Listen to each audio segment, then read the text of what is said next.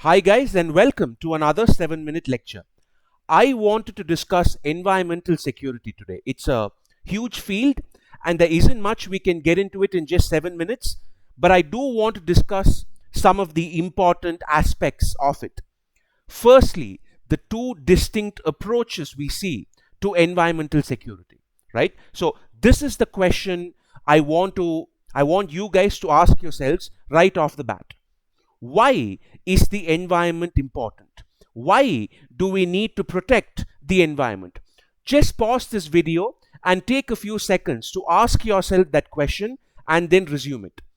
So if your answer was we need to protect the environment because we need it for our livelihoods, we need nature for our survival, we need the environment for the human species to survive, then you fall under the first approach to environmental security, which is the idea that nature has to be protected for our sake because we need it, because we would be in trouble if the environment was destroyed. The second approach, one that a significantly smaller amount of people seem to take, is that the environment needs to be secured for the environment's sake, that nature has rights, that animals and plants have rights, that the environment itself is something that has to be protected by us, regardless of whether we need it for our own purposes or not. So, if you ask someone who belongs to the first category why the environment needs to be protected, you would get a human centric answer. And with someone belonging to the latter, you would get a nature centric answer. So, it's up to you to decide where you fall between these two approaches. Now, why is this important? Why should we be cognizant of these distinctions? The reason is because environmental security itself is a new field, a new area, particularly in the Western discourse. Even though non Western security experts, even ancient ones like Kautilya, for instance, even though they spoke about the need for protecting the environment for strategic reasons, in the Western world, it hasn't been until the 20th century that what we know as non traditional security emerged as a concept. So, in the traditional Western understanding of security, almost all of it was based on militaristic threats and ideas. So, wars, invasions, sieges, battles, guerrilla warfare, naval warfare, these were the things that were typically discussed by security experts. And it was only in the 1940s and onwards that many of them even came forward and said, hey, what about all these other things that are just as important for our security, but which we don't really discuss? What about diseases, poverty, natural disasters, the environment, the economy? Should we not consider these things to be matters of security as well?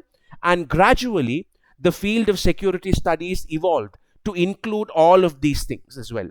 It took a while, it took several decades actually for this transition to happen slowly, but it did happen.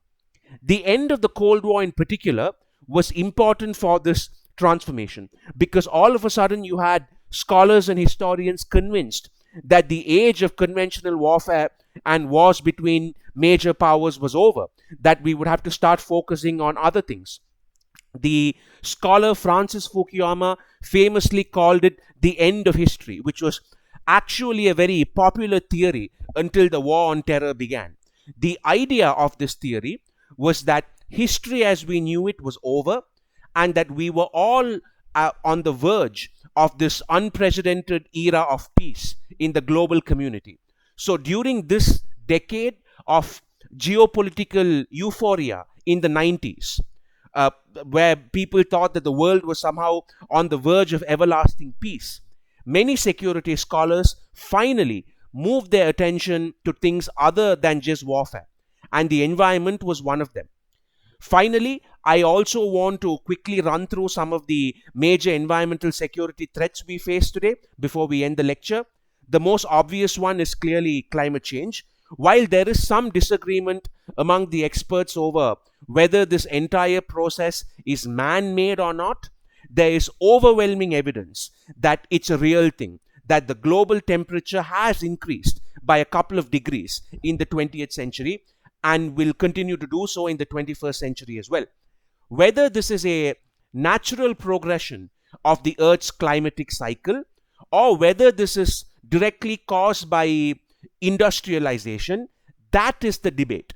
The debate, please remember, is not over whether the Earth is actually getting warmer or not. That part is pretty indisputable at this point. We also have other issues in environmental security like animal extinction, deforestation, pollution, man-made floods, and so on, that are also major threats that we see around the world today. I will certainly do individual lectures on each of those things at some point, because each of them deserve an in-depth analysis. And even though we like to keep our videos short here, I think I can still give you guys a factual and analytical snapshot of what we need to keep in mind for each of those things.